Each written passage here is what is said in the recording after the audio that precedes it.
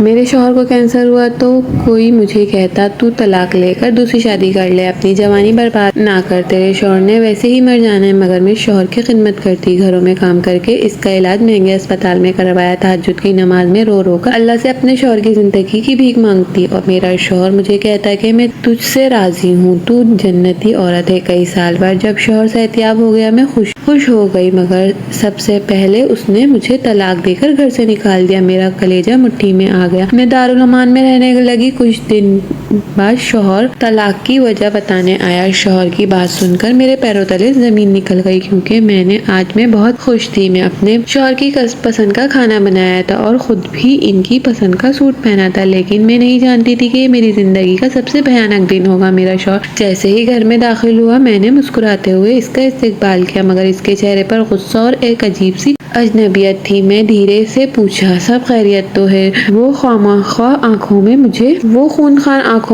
آنکھوں سے مجھے دیکھتے ہوئے صوفے پر بیٹھ گیا۔ میں بھاگتی ہوئی گئی، اس کے لیے پانی کا گلاس لے کر آئی۔ میں نے جیسے ہی اسے پانی کا گلاس دیا، اس نے یکدم مجھے دھکا دے کر پیچھے کیا اور بولا، خبیث عورت، میں تجھے طلاق دیتا ہوں۔ اور اس نے یہ جملہ 3 بار دہرایا۔ میری آنکھوں میں آنسو آ گئے، میری زندگی ایک ہی پل میں برباد ہو گئی، میری آنکھیں پھٹی کی پھٹی رہ گئی۔ میں کانپتی آواز میں طلاق دینے کی وجہ پوچھی تو اس نے ایک زوردار تھپڑ میرے چہرے پر مارا اور کہا، تمہیں سنائی نہیں دیا؟ میں نے تمہیں طلاق دے دی ہے اور اب میرے گھر سے دفع ہو جاؤ، اب تم آزاد ہو۔ آزاد؟ میں نے روتے ہوئے کہا، کس چیز سے؟ کون سا قید خانہ تھا میرا وجود؟ میں نے تو تمہارے لیے ساری دنیا کو چھوڑ دیا، جب تم بستر پر تھے، لاچار تھے، بیمار تھے، تمہارے بچنے کی کوئی امید نہیں تھی، تب بھی میں نے تمہارا ساتھ دیا، دن رات تمہاری خدمت کی، تمہاری بیماری کو اپنی بیماری سمجھا۔ آخر میری غلطی کیا تھی؟ بس کرو اپنی بکواس، تم یہاں سے زندہ جا رہی ہو یا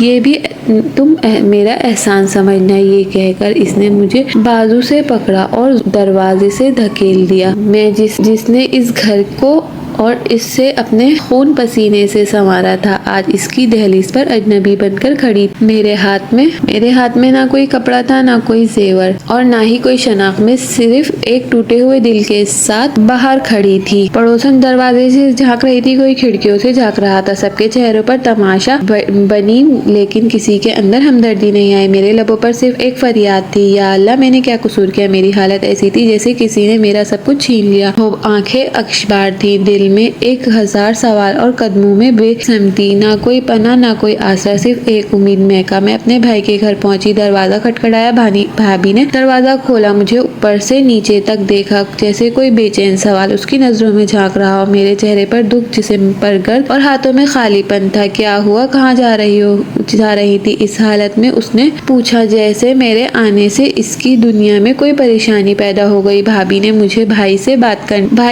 کرنی ہے۔ بھائی کمرے سے نکلے، میری حالت دیکھ کر کچھ لمحے کے لیے سنجیدہ لہجے سے پوچھا، طلاق ہو گئی ہے؟ میں نے سر ہلا کر ہاں کری، میری آنکھوں نم تھی لیکن زبان خاموش۔ ٹھیک ہے، کچھ دن رہ لو لیکن باتیں مت پھیلانا۔ ان کے لہجے میں وہ شفقت نہیں تھی جو ایک بھائی کے لہجے میں ہونی چاہیے تھی۔ ابتدا میں گھر میں ایک خاموش سی گنجائش دی گئی، لیکن چند ہی دنوں میں بھابی کے رویے میں تبدیلی آنے لگی۔ صبح مجھے کھانے کے لیے رات کا بچا ہوا ٹھنڈا اور باسی کھانا دے دیا جاتا۔ اگر کبھی میں کچن میں تازہ چائے کی خوشبو سونگھ لیتی تو بھابی کہتی، یہ بچوں کے لیے بنایا ہے، تمہیں وہی کھانا ہے جو بچ جائے۔ ایک روز جب میں نے بچوں سے بات کرنا چاہی تو انہیں کہانی سنانے لگی تو بھابی نے سختی سے منع کر دیا، ماریا، میرے بچوں سے دور رہو، میں نہیں چاہتی کہ وہ طلاق یافتہ عورت کے زیادہ قریب ہوں۔ یہ سن کر میرا دل جیسے کسی نے نوچ لیا۔ میں نے ان بچوں کو پیار سے دیکھا، اور وہی بچے جنہیں میں نے جھولے میں لٹایا، جن کے دانت نکلنے پر میں نے خوشی میں مٹھائی بانٹی، آج ان سے بات کرنا جرم بن گیا تھا۔ کچھ دنوں بعد ایک شام جب میں کمرے میں بیٹھی تھی، بھابی دروازے پر آئیں اور سخت لہجے میں کہا، ماریا، تمہارے جانے کے بعد میرے زیورات میں سے ایک جوڑا غائب ہے اور تم ہی جو کمرے میں آتی جاتی ہو۔ میری آنکھیں پھٹی کی پھٹی رہ گئیں۔ بھابی، آپ مجھ پر شک ہے؟ میں کیسے؟ تو میں کبھی ہاں، میں تو جیسے بے سہارا عورت ہی تھی، تو میں موقع کی تلاش کرتی ہیں۔ بھائی کو کچھ نہ کہو، لیکن اب तुम यहाँ नहीं रह सकती। मेरे जिस्म से जैसे जान निकल गई। मैंने भाई से बात करने की कोशिश की लेकिन वो भी नजरें चुरा गए। मारिया, तुम पर इल्जाम लगाया है। हम तुम्हें ज्यादा दिन नहीं रख सकते। उस रात मैंने एक चादर में अपने कपड़े लपेटे और चुपचाप दरवाजा पार कर लिया। शहर की गलियों में खामोश थी। आसमान पर चांद भी धुंध में छाया हुआ था। मैं एक बार फिर बेआसरा बेघर बेनाम मेरे कदम मुझे इस जगह ले गए जिसने कभी खिदमत के दौरान देखा था। यतीम खाना दरवाजे पर दस्तक दी। एक उम्र रसीदा खातून ने दरवाजा खोला। बेटा, तुम यहाँ इस वक्त? मैं रो पड़ी सिसकियां लेते हुए। सिर्फ इतना कह सकी, अम्मा कोई जगह हो, बस 2 गज जमीन जहाँ मैं बैठकर सांस ले सकूं। उसने मुझे गले लगा लिया। आ जाओ बेटी, ये जगह तुम जैसी बेसहाराओं के लिए ही तो है। और यूं एक बार फिर एक नए दरवाजे पर पहुंची, मगर इस बार दरवाजा इंसानों का नहीं खुदा का था। यतीम खाने के एक कमरे में मुझे जगह मिली। खाली दीवार, फर्श पर एक चटाई, एक पंखा और एक पुराना सा आईना। लेकिन उस कमरे में सुकून था, वो सुकून जो कई रिश्तों के साथ रहकर भी नहीं मिला था। मैंने अपना सर जमीन पर रखा और कहा, यार अब अगर मेरा वजूद बोझ है तो तूने अपनी रजा में बदल दे। अब मेरा नया सफर वहीं से शुरू होना था जहाँ किसी को ना मेरा माजी मालूम था, ना कोई मेरा हाल जानता था। वहाँ सिर्फ मेरा रब था। और मैं यतीम खाने के कमरे में पड़े एक पुराने आईने के सामने बैठी अपना अक्स भी अजनबी लग रहा था। वो मारिया कहाँ गई जो हंसती थी, खिलखिलाती थी, हर बात पर शौहर के चेहरे के तासुरात दिखती थी। अब मेरे चेहरे पर सन्नाटा था और दिल में उदासी का एक सहरा। और रात बहुत खामोश थी लेकिन मेरे अंदर तूफान बरपा था। कुछ यादें जोर दरवाजा खटखटाने और उनकी आवाज को दबाने की कोशिश किए बगैर खुद को माजी में जाने देती हूँ। तुम्हारे हाथ में जादू है मारिया, वो मुस्कुराकर कहता। जादू नहीं, मोहब्बत है। शर्माते हुए जो अब जवाब देती है। हमारी शादी को चंद महीने ही हुए थे और जिंदगी जैसे फूलों की सेज लगती थी। और छोटे छोटे लम्हे जब वो थक कर घर आता तो मेरे हाथ की चाय मांगता और फिर वो चाय पीते हुए मेरी आंखों में झुकता रहता। मुझे लगता इसमें दुनिया की खुशनसीब तरीन औरतों। फिर वक्त ने जैसे करवट ली। एक दिन इसकी तबीयत खराब हो गई, बुखार, कमजोरी, थकन। हमने सोचा शायद काम का दबाव, लेकिन जब वो बार बार बेहोश होने लगा तो मुझे दिल में एक खौफ महसूस होने लगा। शाम का वक्त था, सर्द हवाएं खिड़कियों से झांक रही थी और आसमान जैसे किसी जाने का गम में डूबा हुआ था। मैं अस्पताल के वेटिंग रूम में अकेली बैठी थी। हाथ में वो सफेद रंग का लिफाफा था जिसमें मेरे शौहर की रिपोर्ट थी। दिल जोर जोर से धक धक कर रहा था, जैसे वो पहले से जानता हो कि ये कागज मेरे सुकून को निगल जाएगा। डॉक्टर ने मुझे अलहदा से बुलाया था। वही पुराना मेहरबान चेहरा, लेकिन आज इसकी आवाज में एक अजब संजीदगी थी। बेगम, आपको हौसला रखना होगा। उसने मेरे हाथ पर हाथ रख कर क्या हुआ है इन्हें? मेरी आवाज कांप रही थी। डॉक्टर ने गहरी सांस ली और फिर वो अल्फाज कहे जिन्हें सुनने के बाद मेरी दुनिया रुक गई। आपके शौहर को ब्लड कैंसर है। मेरी आंखें खाली हो गई। मैं सुनना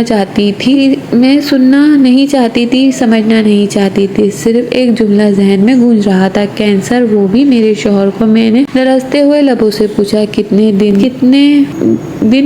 दिन बाकी हैं? डॉक्टर ने खामोशी से कहा, अगर फौरी इलाज शुरू ना किया तो वक्त महदूद है। मेरे कदम जैसे जमीन में धंस गए। बाहर आकर मैं दीवार से लगकर बैठ गई, दोनों हाथों में अपना मुंह छुपाया और बेआवाज रो पड़ी। वो लम्हा ऐसा था जब न आंखें बोलती थी न जबान, बस दिल चीख रहा था। जब घर पहुंची तो वो सोफे पर लेटा था, चेहरे पर कमजोरी और आंखों में वही सवाल। डॉक्टर ने क्या कहा? मैंने मुस्कुराकर जवाब दिया, बस हल्की कमजोरी है, आयरन की कमी की दवा दे दी है, जल्दी ठीक हो जाओगे। और वो मुतमईन हो गया। वो पल याद आया जिसमें जब वो मेरी तरफ देखकर हंसता था। तुम्हारे झूठ बड़े मीठे होते हैं। मैंने नजरें चुरा ली। मैं सच बोलने की हिम्मत ही कहाँ रखती थी। उसी रात मैंने सबसे पहले शौहर की बहन भाइयों से राब्ता किया। एक ने फोन बंद कर दिया, दूसरे ने कहा खुद ही संभाल लो, हम मसरूफ है। मैंने दरवाजे दस्तक दी, मिन्नतें की, आंखों में आंसू लिए कर हाथ फैलाए, लेकिन हर जगह एक ही जवाब मिला, माजरत। और फिर मैंने एक फैसला किया, ये जंग मैं अकेले लड़ूंगी। ये बीमारी सिर्फ मेरे शौहर के जिस्म में नहीं, ये हमारी जिंदगी की रगों में फैल चुकी थी। लेकिन मैंने طے کر لیا تھا، میں ہار نہیں مانوں گی۔ میرے اندر ایک ماں جاگ چکی تھی، وہ ماں جو کسی اپنے کو مرتا دیکھنے کے بجائے خود فنا ہو جاتی ہے۔ جب ڈاکٹر نے شوہر کے علاج کی تفصیلی فہرست کا تخمینہ بتایا تو میرے ہاتھ کانپنے لگے۔ لاکھوں روپے میرے پاس تو چند ہزار بھی نہیں تھے، اور جو کچھ تھا وہ کب تک چلتا۔ میں نے سب سے پہلے اپنے زیورات نکالے۔ شادی کے موقع پر ماں کی طرف سے دیا گیا سنہرا سیٹ، وہ چھوٹا سا انگوٹھی جو میرے شوہر نے پہلا تحفہ دی تھی، اور چند چھوٹی چھوٹی چیزیں جو برسوں سے سنبھال کر رکھی تھی، اسے بیچنے کا تصور ہی میری آنکھوں میں پانی لے کر آیا۔ لیکن میں نے دل کو مضبوط کیا۔ دکاندار نے زیورات کو تول کر قیمت بتائی تو میرے اندر کی عورت رو پڑی۔ یہ قیمت نہیں، یہ میری یادیں ہیں۔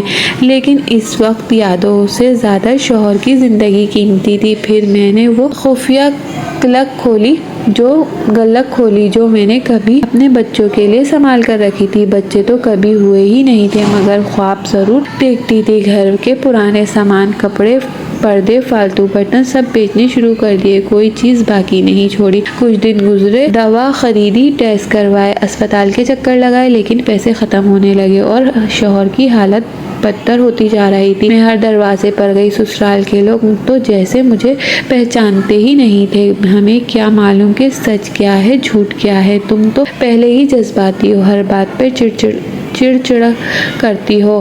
جب ایک بار شوہر کی بہن نے کہا کینسر تو تمہارے شوہر کو ہے، مجھے یقین نہیں آتا۔ میں نے دل ہی دل میں کہا تمہیں تب یقین آئے گا جب وہ آنکھیں ہمیشہ کے لیے بند کر لیں گے۔ اس کی رپورٹ بدتر ہوتی جا رہی تھی۔ میں روز اس کے پاؤں دباتی، وہ خاموش رہتا، چہرے پر درد کے ساتھ شرمندگی بھی ہوتی، جیسے وہ کہنا چاہتا ہو کہ میں تم پر بوجھ بن گیا ہوں۔ اور میں صرف ایک بات کہتی، تم بوجھ نہیں ہو، میری دعا ہو۔ لیکن دل میں بے بسی کا شور بڑھ رہا تھا۔ میں نے خود سے سوال کرتی، میری محنت، میری قربانی، میری محبت سب بے معنی ہو جائیں گی؟ میرے ہاتھ میں کاغذات تھے، مکان کی رجسٹری، وہ آخری چیز جو میرے پاس بچی تھی، ماں کی وہ نشانی جہاں میرا بچپن گزرا، جہاں میں نے اپنے کھلونوں سے کھیلا، ماں کی گود میں سوئی، جس کی دیواروں میں نے ہر دعا، ہر آنسو، ہر کہکا سنا۔ آج میں خود سے اس کا سودا کرنے جا رہی تھی۔ شاید لوگوں کے لیے وہ صرف ایک عمارت تھی، مگر میرے لیے وہ ایک مکمل کائنات تھی، اور وہ کائنات صرف ایک وجہ سے قربان کرنے جا رہی تھی، اپنے شوہر کی زندگی کے لیے۔ ریئل اسٹیٹ ایجنٹ نے کاغذات دیکھے، قیمت لگائی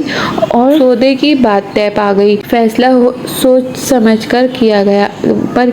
اس نے حیرت سے پوچھا۔ ہاں، میں نے مضبوط لہجے میں کہا، مگر اندر سے میری روح لرز رہی تھی۔ دل میں ایک جنگ جاری تھی، ایک طرف شوہر کی بگڑتی حالت، دوسری طرف وہ مکان جو میری ماں کی آخری نشانی تھی۔ لیکن محبت جب عبادت بن جائے تو قربانی فرض بن جاتی ہے۔ میں نے پیسے لیے، کاغذات پر دستخط کیے، اور جیسے ہی وہ آخری دستخط کیا، میری آنکھوں سے بے اختیار آنسو بہنے لگے۔ میں نے دل ہی دل میں ماں سے معافی مانگی۔ ماں، تم ناراض مت ہونا، تمہاری بیٹی نے صرف محبت کو بچانے کی کوشش کی ہے۔ ان پیسوں سے میں نے فوراً علاج کے اگلے مرحلے شروع کروائے، مہنگی دوائیں، نئے ٹیسٹ اور اسپتال کے داخلے کا خرچ سب ادا کیا۔ کچھ دنوں تک امید کی کرن نظر آئی، شوہر کے چہرے پر ذرا سی رنگت آئی، اس کی آواز میں تھوڑی سی جان محسوس ہوئی۔ تو یہ سب کیسے کیا ماں؟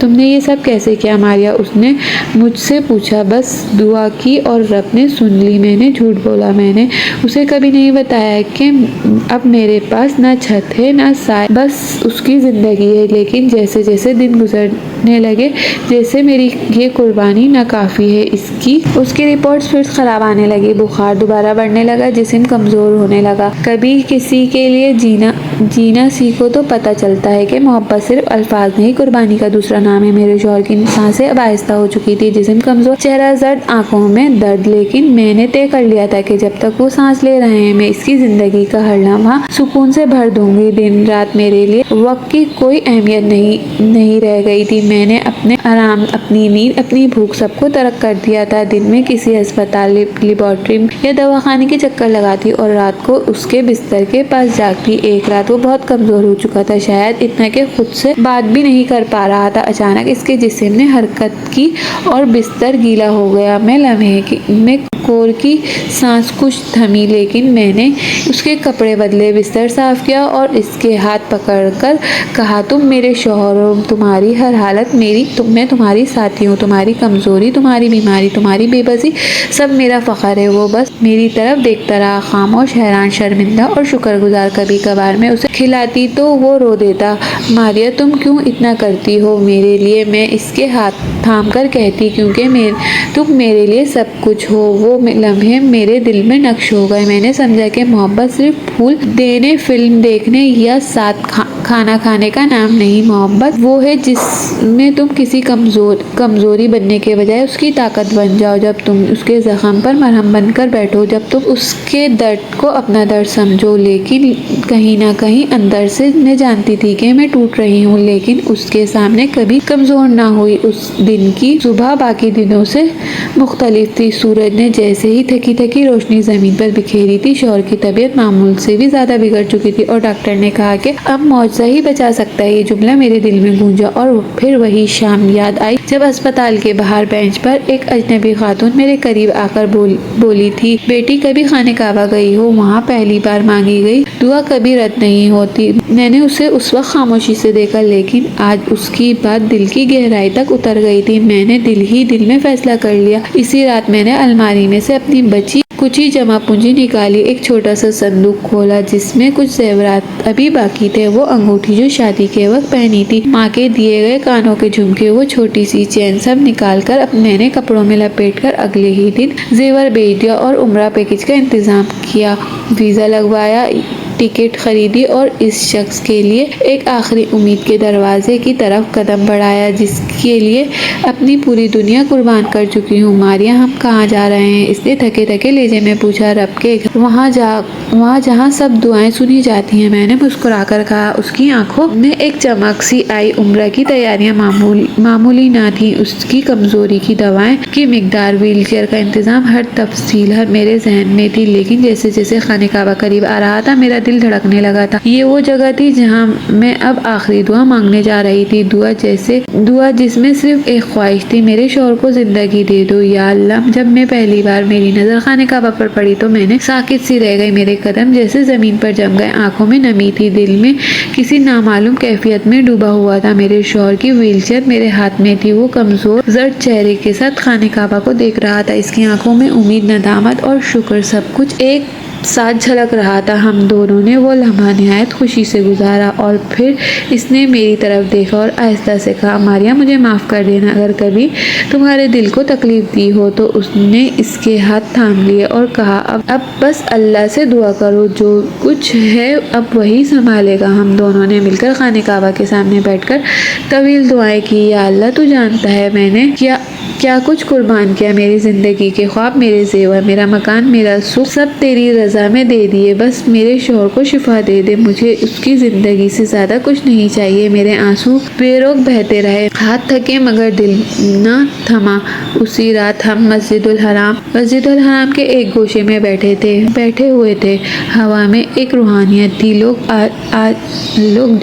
آ جا رہے تھے، سجدے کر رہے تھے، دعائیں مانگ رہے تھے، ہم دونوں خاموشی سے رب کے در پر جھکے ہوئے تھے۔ پھر اچانک میں نے اسے دیکھا، اس کی سانسیں پہلے سے بہتر لگ رہی تھی، وہ قدرے سیدھا ہو کر بیٹھا تھا، اس کے چہرے پر ہلکی سی روشنی تھی۔ ماریا میرا سینہ ہلکا لگ رہا ہے، عجیب سا سکون ہے، اس نے کہا۔ میں نے حیرت سے اسے دیکھا اور دل میں شکر ادا کیا کہ شاید یہ وہ لمحہ تھا جس کے لیے میں نے سب کچھ قربان کیا تھا۔ اسی وقت میں نے شکرانے کے نفل ادا کیے، میری پیشانی زمین سے لگی اور لبوں پر بس ایک جملہ تھا، یا اللہ تو نے سنا ہے، تو نے مجھے اکیلا نہیں چھوڑا۔ خانہ کعبہ کی فضا میں وہ رات، وہ سجدے، وہ دعا میری زندگی کی سب سے قیمتی لمحہ بن گیا۔ کبھی کبھی انسان کے دل کی گہرائی سے نکلی ہوئی فریاد آسمان چیر کر رب کے عرش تک پہنچتی، اور شاید میری فریاد بھی اسی در تک پہنچی تھی، اور وہ رات خاصی پرسکون تھی۔ خانہ کعبہ کے سائے میں نیند کا ایک الگ ہی مزہ ہوتا ہے، دعاؤں کی گونج،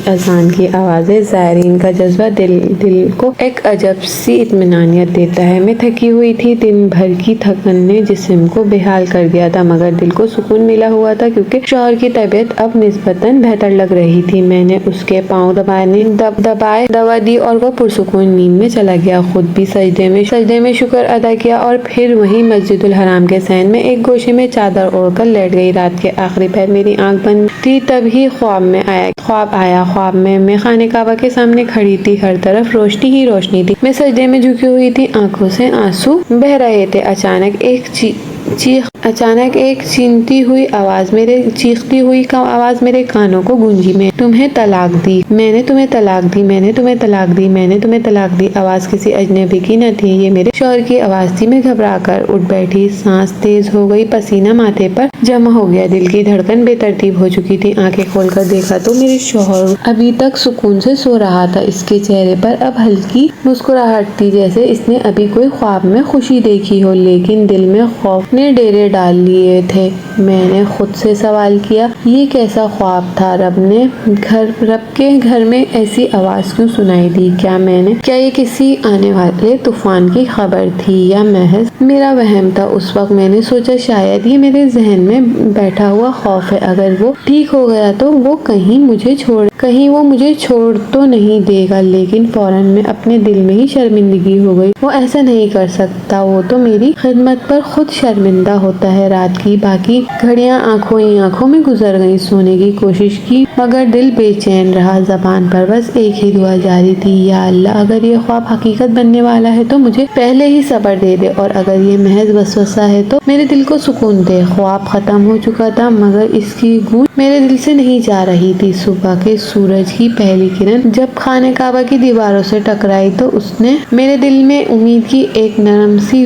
لو روشن کر دی۔ رات کے خوفناک خواب کی گونج ابھی بھی میرے اندر باقی تھی، لیکن شوہر کے چہرے پر آتی تازگی نے اسے کچھ دیر کے لیے دھندلا دیا۔ اس روز وہ پہلی بار اپنے بل پہ اٹھ کر بیٹھا، پانی مانگا اور ہلکی سی آواز میں کہا، ماریا مجھے واقعی بہت محسوس ہو رہا ہے۔ میں نے اپنی آنکھیں بند کر کے لبوں پر شکر کا ورد کیا۔ شاید میری دعائیں قبول ہو رہی تھی، شاید میری قربانیاں جاگتی راتیں، خالی ہاتھ، سچے جذبے اب اثر دکھا رہے تھے۔ دن بھر ہم دونوں نے عبادت میں گزار کر طواف کیا، دعا مانگی، آنکھوں سے آنسو نہ رکے، نہ دعا ختم ہوئی۔ ہر بار کعبے کی طرف ہاتھ اٹھاتے ہوئے میری زبان پر ایک ہی فریاد تھی، یا اللہ میرے شوہر کو مکمل صحت دے دے، بس اس سے واپس زندگی دے۔ شوہر کی سانسیں اب ہموار تھی، رنگت میں فرق آ رہا تھا، اس کے ہاتھوں میں ہلکی سی طاقت محسوس ہو رہی تھی۔ جب ہم اپنے گھر لوٹے تو اس نے آہستہ سے کہا، ماریا شاید یہ سب تمہارے صبر اور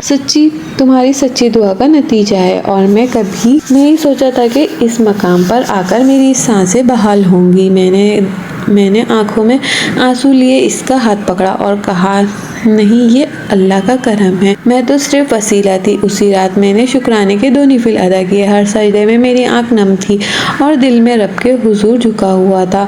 یا اللہ تیرا شکر ہے، تو نے سنا تو نے جواب دیا، تو ایک بندھن کو بچا لیا۔ خانہ کعبہ کے سائے میں وہ دن، وہ راتیں کسی خواب کی مانند تھی، جسے کوئی آسمانی روشنی ہمارے دلوں میں اتر آئی ہو۔ شوہر کے لبوں پر اب بھی کمزوری تھی مگر لہجہ روشن ہو چکا تھا۔ ہم نے دوبارہ ٹیسٹ کروانے کا فیصلہ کیا۔ عمرہ مکمل کرنے کے بعد وطن واپس روانہ ہو گئے، لیکن دل میں سکون تھا، امید تھی، ایک نئی روشنی تھی، مگر میں نہیں جانتی تھی کہ اس روشنی کے پیچھے ایک اندھیرا میرا منتظر ہے۔ ابھی سب کچھ سنورنے لگا تھا اور میں نے سمجھا تھا کہ رب میری دعائیں قبول کر لی، لیکن زندگی کے اصل فیصلے ابھی باقی تھے۔ ہمارا وطن واپسی کا سفر ایک عجیب سی خاموشی میں گزرا۔ ہم ایئرپورٹ سے سیدھا اسپتال گئے۔ ڈاکٹر نے شوہر کا معائنہ کیا تو خون کے نمونے لیے اور چند دن میں رپورٹ لینے آنے کا وقت دیا، اور چند دن میرے لیے صدیوں جتنے لمبے تھے۔ ہر گھنٹہ ایک امتحان، ہر لمحہ ایک دعا۔ شوہر اب خود سے چلنے لگا تھا، اس کے چہرے پر ہلکی سی تازگی، باتوں میں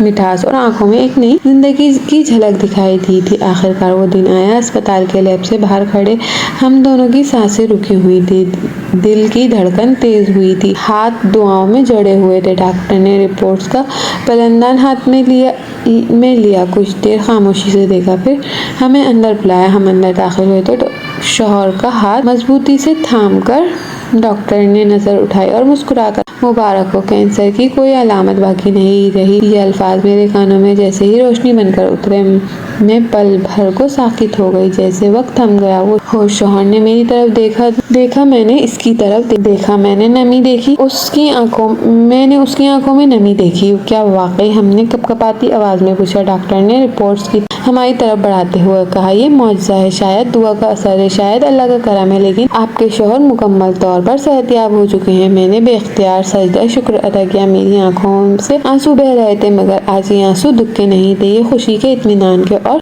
रब की रहमत के आंसू थे। शौहर ने मेरा हाथ थाम कर आहिस्ता से कहा, मारिया, तुमने मेरे लिए जो कुछ किया मैं कभी नहीं भूल सकता। तुमने मुझे नई जिंदगी दी है। मैंने मुस्कुराकर जवाब दिया, नहीं, तुम्हारी जिंदगी मेरे लिए सब कुछ थी, रब ने वो लुटा दी। वो लम्हा हमारी जिंदगी का सबसे खुशकुन लम्हा था। सब कुछ जैसे संवर गया था, हर अंधेरा पीछे रह गया था। हम रोशनी की तरफ बढ़ने लगे थे, मगर मुझे क्या खबर थी कि कुछ कहानियां खत्म होने से पहले एक नया मोड़ ले लेती हैं। मेरी जिंदगी सवरी नहीं थी, मेरी जिंदगी सवरी थी। शौहर अब मुकम्मल सेहतमंद था।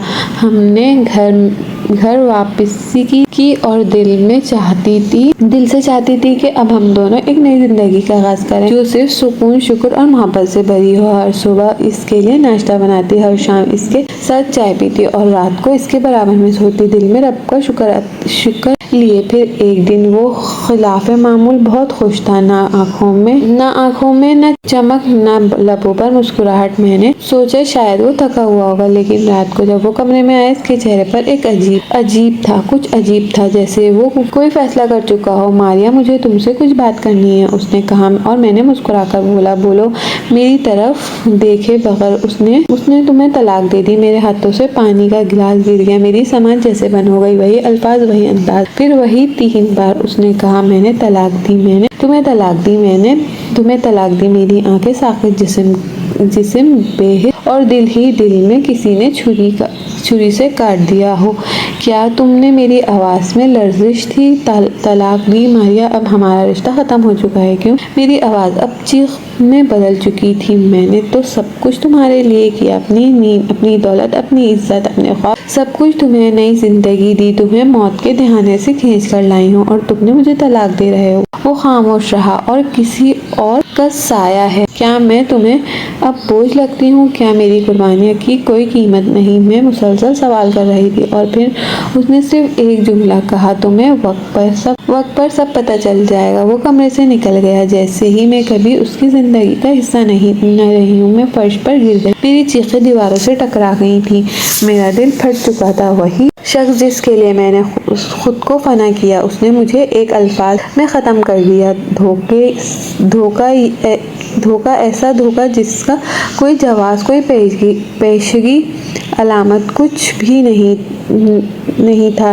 मैं जानती थी कि मेरी जिंदगी अब दोबारा कभी वैसी नहीं हो सकेगी। मैंने सोचा क्या मोहब्बत में मौत से भी बड़ी सजा होती है? हाँ, होती है, और मैंने वो सजा झेली थी। तलाक के बाद के दिन ऐसे थे जैसे कोई बेजान जिस्म हो, सांस ले रहे हो, मगर जीने की ख्वाहिश खत्म हो चुकी हो। मैंने तो वापस यतीम खाने का रुख किया, वही जगह जहाँ से तवील और तकलीफदा सफर शुरू हुआ था। इद्दत के दिन गिन गिन कर गुजारे, हर दिन मेरे लिए एक नई खालिश छोड़ जाता। इन दिनों में न किसी से बात करती, न हंसती, न रो सकती। आंखें खुश्क हो गई थी, जैसे आंसू भी थक चुके हों। एक अजीब सा सन्नाटा था मेरी जात में। मेरा दिल अब किसी से ताल्लुक पर यकीन नहीं करने को तैयार था। फिर एक दिन यतीम खाने के इंचार्ज हाजी साहब ने मुझे अपने दफ्तर में बुलाया। मारिया बेटी, तुमने जिंदगी में बहुत दुख सहे हैं, हम सब तुम्हें एक नई जिंदगी देना चाहते हैं। एक रिश्ता आया, अगर तुम चाहो तो। मैं खामोशी से उनकी बात सुन रही थी। वो शख्स 45 साल का है, बीवी का इंतकाल हुए कई साल हो गए, 3 बच्चे हैं, 2 बेटियां, एक बेटा। बहुत नेक सीरत, इज्जतदार आदमी है। तुम्हारी खिदमत और कुर्बानियों की खबर उस तक पहुंची, वो तुमसे निकाह करना चाहता है। मैंने हाजी साहब की तरफ देखा और आहिस्ता से पूछा, क्या वो जानता है कि मैं तलाक याफ्ता हूँ? जी बेटी, वो सब जानता है, और तुम्हारे माजी को, तुम्हारी असमत को समझता है। कमजोरी नहीं, मेरे दिल में 1000 सवाल थे, खौफ, झिझक, बेयकीनी, लेकिन फिर एक ख्याल आया कि کہ میں ہمیشہ ان آنسوؤں کے ساتھ رہنا چاہتی ہوں۔ ایک نئی صبح کو خوش آمدید کہہ سکتی ہوں۔ میں نے خاموشی سے حامی بھر لی۔ چند دن بعد نکاح کی سادہ سی تقریب ہوئی۔ گواہوں کی موجودگی میں ایک نئے رشتے کی بنیاد رکھی گئی۔ میرے نئے شوہر فہیم صاحب واقعی سادہ مزاج اور باوقار شخص ہیں۔ ان کے لہجے میں نرمی اور نگاہوں میں عزت۔ نکاح کو گزرے کچھ ہفتے ہوئے تھے، مگر اسی وقت جیسے آہستہ آہستہ میرے دل کے زخموں پر مرہم گرنے لگا تھا۔ نئی زندگی، نیا گھر، نئے چہرے، سب کچھ بدلا سا تھا، لیکن اس تبدیلی میں ایک عجیب سا سکون بھی تھا۔ فہیم صاحب میرے شوہر ایک سلجھے ہوئے نرم دل انسان ثابت ہوئے۔ ان کے لہجے میں کبھی سختی نہیں تھی اور ان کی موجودگی میں ایک عجیب سا تحفظ محسوس ہوتا تھا۔ وہ مجھ سے کبھی میرے ماضی کے بارے میں نہیں پوچھتے، نہ ہی کبھی میرے زخموں کو چیرتے تھے۔ بس وہ چاہتے تھے کہ میں خود کو سنبھالوں، نئے سرے سے جیوں۔ ان کے 3 بچے جنہیں میں ابتدا میں ہی اجنبی سمجھتی تھی، اب آہستہ آہستہ میری زندگی کا حصہ بننے لگے۔ سب سے چھوٹی بچی زونی روز رات کو آ کر میری گود میں بیٹھ جاتی ہے اور کہتی ہے، امی آپ کی گود بہت گرم ہے، مجھے نیند آتی ہے۔ یہاں میرے دل میں وہ جذبہ جو کبھی ایک بچہ نہ ہونے کے سبب ادھورا رہ گیا تھا، اب مکمل ہونے لگا تھا۔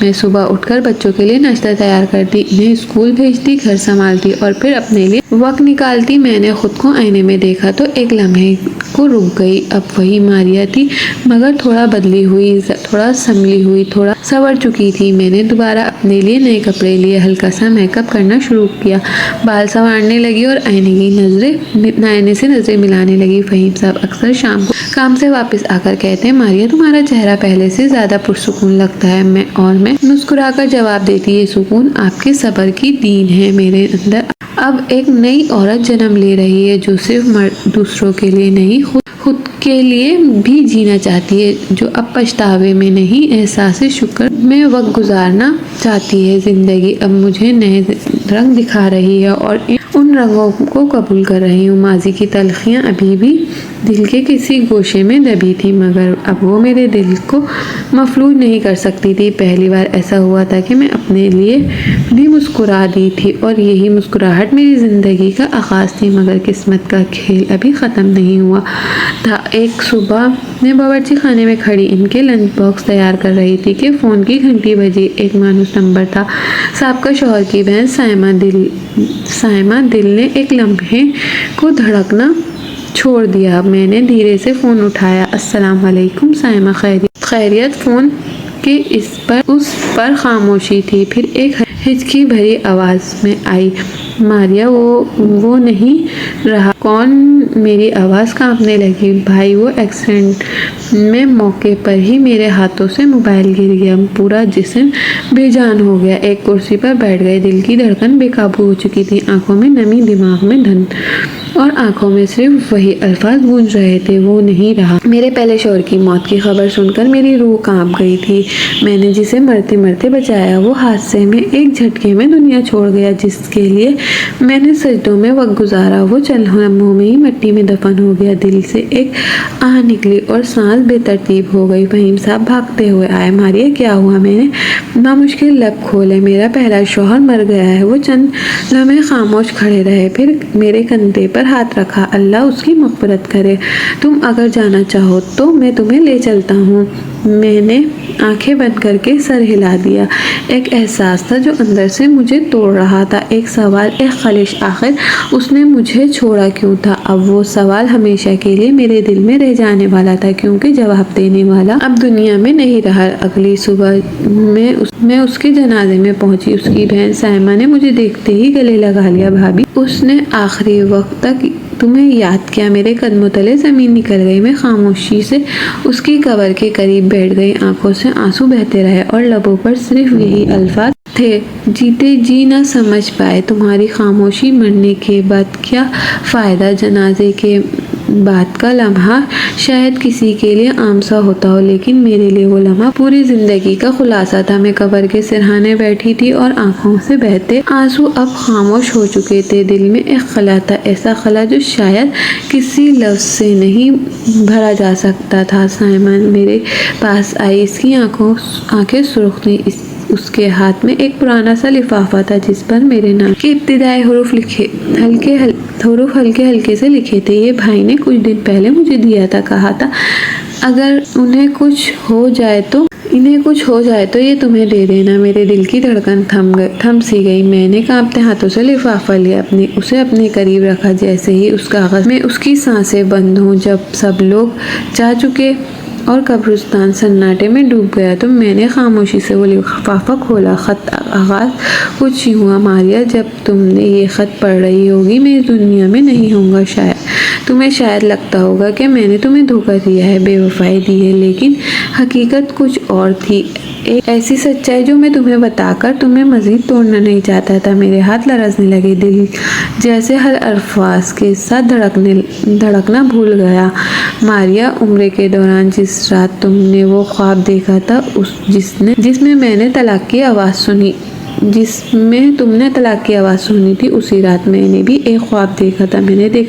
خواب میں دیکھا کہ میری زندگی کے صرف چند مہینے باقی ہیں، میری موت کا وقت مقرر ہو چکا ہے۔ ڈاکٹر نے تو کہا تھا کہ میں بچ گیا ہوں، لیکن دل جانتا تھا کہ یہ صحت عارضی ہے۔ میری آنکھوں سے آنسو بہنے لگے۔ وہی خواب، وہی آواز اب حقیقت بن کر میرے سامنے کھڑی تھی۔ میں جانتا تھا کہ تم مجھ سے اتنی محبت کرتی ہو کہ میری موت کے بعد ساری زندگی میری یاد میں گزار دو گی، اور میں یہ نہیں چاہتا میں چاہتا تھا کہ تم آگے بڑھو، خوش رہو، ماں بنو اور ایک مکمل زندگی جیو۔ اس لیے میں نے تمہیں طلاق دی تھی تاکہ تمہاری زندگی ایک بند دروازے میں قید نہ رہے۔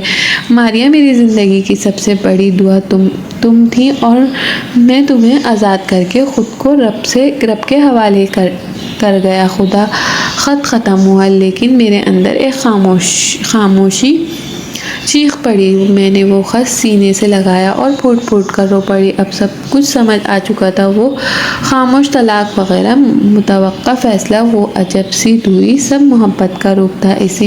ایسی محبت جو خود کو فنا کر کے دوسرے کو زندہ کر دیتی ہے۔ میں نے اس کی قبر کی مٹی کو چھوا۔ معاف کر دو مجھے، تمہیں سمجھے بغیر تم پر شک کیا۔ تم چلے جاؤ، لیکن تم نے مجھے زندگی دے دی۔ اب میرے اندر صرف شکر تھا، اور اس محبت کا عکس جو الفاظ سے نہیں قربانی سے ثابت ہوتی ہے۔ خط پڑھنے کے بعد میری راتیں جاگتے خوابوں سے بھر گئیں۔ ہر لمحہ وہ الفاظ ذہن میں گونجتے جو اس نے اپنی موت سے پہلے لکھے تھے، اور دل جیسے دو تنہاؤں میں جھول رہا تھا۔ ایک طرف اس کی بے مثال محبت کا احساس، دوسری طرف جدائی کا ناقابل برداشت دکھ۔ میں دوبارہ سائمہ کے پاس گئی۔ اب وہ بھی سوگ میں تھی، لیکن میرے چہرے پر کچھ ایسا تھا اس نے فوراً پہچان لیا۔ میں کچھ جاننا چاہتی ہوں سائمہ، کیا تمہیں اس کے خواب کے بارے میں کچھ معلوم تھا؟ میں نے نرمی سے پوچھا۔ وہ چونک گئی، پھر خاموشی سے سر ہلا دیا۔ ہاں، اس نے بتایا تھا، لیکن اس نے منع کیا تھا کہ میں تمہیں کچھ نہ بتائیں، ورنہ تمہیں تکلیف ہوگی۔ وہ تکلیف میں نہیں دیکھنا چاہتا ماریا، اس نے خواب میں کیا دیکھا تھا؟ میری آواز دھیمی اور پراسرار تھی۔ سائمہ نے آہ بھری اور آنکھوں میں آنسو آ گئے۔ اس رات جب دونوں خانہ کعبہ میں سوئے تھے، وہ گھبرا کر اٹھ بیٹھا تھا، پسینہ سانسیں تیز۔ اس وقت قریب ہی تھا، پوچھتا تو بتایا کہ خواب میں دیکھا ایک سفید لباس میں لپٹا ہوا بہت سے لوگوں کے درمیان لیٹا ہے، سب خاموش ہیں اور تم دور کھڑی ہو کر رو رہی ہو۔ اس نے خواب میں کسی آواز کو یہ کہتے ہوئے سنا کہ تمہارا وقت قریب ہے، اپنی آخری دعا مانگ لو۔ میرے رونگٹے کھڑے ہو گئے۔ اس نے کہا ماریا کے لیے دعا مانگنی ہے کہ وہ میری زندگی سے آزاد ہو جائے گی، آگے بڑھ جائے گی اور اس کے ساتھ خوش رہے گی۔ وہ نہیں چاہتا تھا کہ اس کی موت تمہیں قید کر دے۔ میں پھوٹ پھوٹ کر رو پڑی۔ اب سب کچھ صاف ہو چکا تھا، وہ خواب، وہ طلاق، وہ خاموشی، وہ فیصلے، سب کچھ اس لمحے سے جڑا تھا جب اس خانہ کعبہ میں اپنی آخری دعا مانگی تھی۔ میری زندگی کے آخری لمحے میں بھی وہ صرف میرے لیے دعا مانگ رہا تھا۔ اس نے اپنی محبت کو الفاظوں سے نہیں قربانی سے ثابت کیا۔ میں گھر لوٹ آئی، میرے دل میں اب کوئی شکوہ باقی نہیں تھا، صرف اس کی یاد تھی، ایک عظیم، خاموش، بے حد گہری محبت یاد۔ میں نے اس کے لیے ایک قرآن خوانی رکھی، سجدے میں گئی اور رب کے حضور اس کے لیے ہاتھ بلند کیے۔ یا اللہ، جو محبت نے میرے لیے کی اس کا صلہ اسے عطا فرما اور اسے جنت کے بلند مقام میں جگہ دے دے اور مجھے بھی وہی صبر دے جو اس نے دکھایا۔ کبھی زندگی میں ایسے موڑ سے گزر جاتے ہیں جہاں ہر چیز بکھر جاتی ہے، لیکن جب پیچھے مڑ کر دیکھتا ہے تو بکھری ہوئی چیز بھی ایک خوبصورت تصویر بنتی ہے، ایسی تصویر جو صرف محبت، قربانی اور خلوص سے بنی ہوتی ہے۔ اور مجھے اب سب سمجھ آ چکا تھا، میرے شوہر نے مجھے طلاق دے دی تھی، جو زخم دیا تھا وہ دراصل ایک آخری قربانی سی تھی، وہ قربانی جسے کوئی عام انسان نہیں صرف سچا عاشق ہی دے سکتا ہے۔ اگر وہ مجھے طلاق نہ دیتا اور صرف اپنی بیماری خواب کے سہارے میری دعاؤں کا انتظار کرتا تو شاید میں اس کی بیوہ ہوتی اور اپنی ساری زندگی اس کی یاد میں گزار دیتی، کبھی کسی اور کے بارے میں سوچنا بھی نہ پاتی، نہ کوئی نیا رشتہ، نہ ماں بننے کا خواب، نہ نئی زندگی کا آغاز۔ لیکن اس نے جان لیا ماریا اگر میری بیوہ بنی تو میری قبر پر روتی رہے گی، کبھی جینا نہیں سیکھے گی۔ وہ جانتا تھا میرا دل اس کے بغیر کچھ قبول نہیں کرے گا، اور اسی لیے اس نے اپنی محبت کو نفرت کا روپ دے کر میرے دل میں خود کو نکالنے کی کوشش کی۔ مجھے اس وقت نکلتا تھا دھوکہ دیا، لیکن اب سمجھ آتا ہے وہ دھوکہ نہیں، عشق کی انتہا تھی۔ اس نے اپنی آخری سانسوں میں نہیں چاہ کے بھی اس کے نام کے ساتھ بنی رہی، بلکہ اس نے چاہا کہ میں اپنے نام سے جینے لگوں۔ وہ چاہتا تھا کہ میں ایک نئی صبح دیکھوں، بچوں کی ہنسی سنوں اور ایک سچے لمس کو محسوس کروں، وہ سب کچھ پاؤں جو اس نے مجھے نہیں دے سکے۔ ماں بننے کا احساس، مکمل گھر اور محبت بھری زندگی، اس کی خوشی، اس کا فیصلہ، اس کی جدائی، کچھ میرے حق میں تھی، میری خوشیوں کے لیے تھی۔ میں اس کی قبر پر دوبارہ جانا شروع کر دیا، ہر بار پھول لے کر جاتی، اس کے خط کو سینے سے لگاتی، ایک ہی بات دہراتی، تم نے جو قربانی دی میں نے اسے زندگی بھر یاد رکھوں گی۔ تم نے مجھے آزاد کیا تاکہ میں قید نہ رہوں، تم نے مجھے نئی دنیا دی اور اس نے دنیا میں جینا سیکھا۔ آخری قربانی وہ ہوتی ہے جب انسان اپنے پیار کو چھوڑ دے صرف اس کے لیے وہ خوش رہے۔ میرا شوہر وہ قربانی دے چکا تھا، اب میں اس کی دی گئی آزادی میں جینے لگی تھی، دل میں اس کی محبت کے ساتھ، مگر زندگی کی طرف دیکھتے ہوئے۔ اور اب ایک نیا دروازہ کھلنے والا تھا۔ صبح کی روشنی جب کمرے کی کھڑکی سے اندر جھانکا تو میں اپنے ہاتھوں میں ایک ننھا سا وجود محسوس کیا، نرم، گرم اور مکمل۔ وہ میری بیٹی تھی، میری زندگی کا سب سے حسین تحفہ، سب سے قیمتی انعام۔ میں نے اس کی پیشانی کو چوما اور بے اختیار آنکھیں بند کر کے رب کا شکر ادا کیا، اللہ تو نے مجھے وہ خوشی دی جس کا تصور بھی کبھی نہ تھا۔ فہیم صاحب کی آنکھوں میں بھی خوشی کے آنسو تھے۔ بچوں نے اپنے چھوٹی بہن کے لیے کھلونے لانے کی ضد شروع کر دی، گھر خوشیوں سے بھر گیا، میرا دل سکون سے لبریز ہو چکا تھا۔ میں نے ماضی کی ساری تکالیف کو ایک طرف رکھا اور سوچا جس میں نے خانہ کعبہ کے سائے میں گڑ گڑا کر مانگا تھا، رب نے اس کا انعام آج دے دیا ہے۔ میری زندگی کا وہ باب جو جدائی، قربانی اور خاموشی سے بھرا تھا، آج ایک نئے صفحے میں تبدیل ہو چکا تھا، محبت، سکون اور شکر سے بھرا صفحہ۔ میں نے بیٹی کو گود میں لیا اور اس کے کان میں آہستہ سے کہا، تم صرف میری نہیں اس کی بھی دعا کا نتیجہ ہو جس نے تمہیں آزاد کیا تھا تاکہ آج میں تمہیں پا سکوں۔ بعض قربانیاں محبت کی سب سے اونچی شکل ہوتی ہیں اور وہ بظاہر دکھتی ہیں، لیکن دل کی گہرائی سے کی جاتی ہے، صرف اس کے لیے کہ محبوب کو خوشیاں مل سکے، چاہے اس کی قیمت اپنی ہستی ہی کیوں نہ ہو۔ وہ آخری دعا ہے، ایک ایسی کہانی جو ختم ہو کر بھی دل میں باقی رہتی ہے۔